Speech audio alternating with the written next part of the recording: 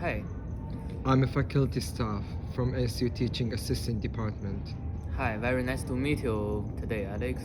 And Nice to meet you too. actually, I'm a person who want to seeking a position in ASU teaching assistant. So, is there any question for you that you wanna ask me, or?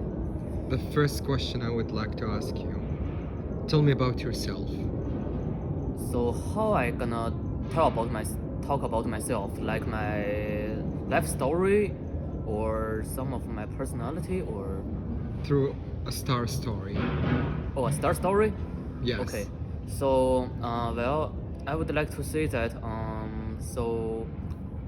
currently my situation is that I'm an international student from Beijing, China, which Beijing is the capital of China, and my task currently, since I up to now, since international student is illegal to take any work position in US, so currently I'm a student only, and and I really want to got a position in teaching assistant department, since I used to help some of my classmates from my math class solve some of their problems, and the result is that most of them, I mean not all of them, but at least most of them, they have a very positive feedback to me. So which means well, hopefully I solve their question finally. That sounds interesting. Okay. The second question I would like to ask you,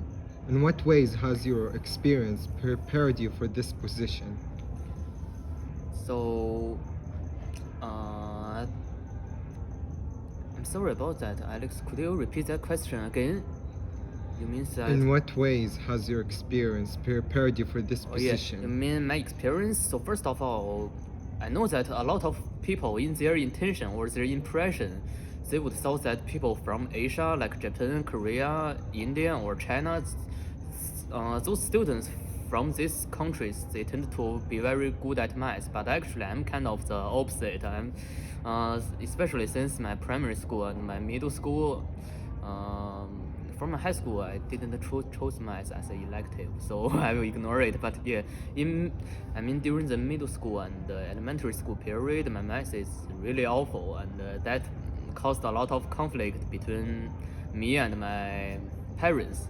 Yeah, but since I attended the university there, I began to realize that mathematics actually is a very interesting subject. Of course, you cannot say that mathematics is the exactly same as the subject like history or English, because those are completely literature stuff. Whereas for mathematics, you have more concept, and you have more thing to calculate, and yeah, of course. So for solving the math problems, you should be more patient by yourselves, and also if you helping others to solve math problems, so you should be very aware that where they start. So I think that is should be the main the different part to compare with if you are a TA but you are helping students writing an essay. Going to the third question. What is the one skill you possess that sets you apart from the other assistants for this position? So what do you mean by that, Alex? You mean do I have any advantages or things like I'm good at it, so that can take me to a advantage place to compare with my other competitors, or Yes, what is one of your advantages? So I'm still gonna since the previous question, I didn't follow the exactly same way as a star question, which means I talk about the situation first and end with the result. But here I'm going to use that because I think that that would make more sense to you. So Alex, you are also a TA in ASU, correct? Yes. Okay, so probably you know that to become a TA, the most important thing is that you should be helpful. So in other words, you should care about other students and maybe care them more instead of yourselves. So of course, I mean, also I never been worked as a TA, but once I got my position and once I'm officially enrolled as a TA in ASU, the most important things I consider it should be my student instead of my income or my salary. Yeah, so I could tell you a story about in the previous that I helped with one of my very good friend. At that time, my friend he kind of stuck in math questions about the quadratic functions. So it's kind of like so functions is like a picture or a graph that is drawn on a coordinator with x horizontally and vertical for a y. So at that time, we are learning the concavity of the quadratic functions. So for my friend from the different class with me, he was really kind of confused. So usually how that possible if a concavity goes up and then it kind of changes the concavity, then goes down, but within a single image or a single quadratic function graphs. So at that time, when he asked me that question, I didn't solve for him immediately because I just realized that actually the question he asked me is also the stuff that I kind of confusing with myself. So in that way, so first of all, I go to the professor's office and then I also did a few of the research by myself to make sure I can completely understand that concept. And usually in those science classes like mathematics, if you make sure that you understand a concept or knowledge, you have to make sure that you are able to explain to others and that person who listen to you could completely understand.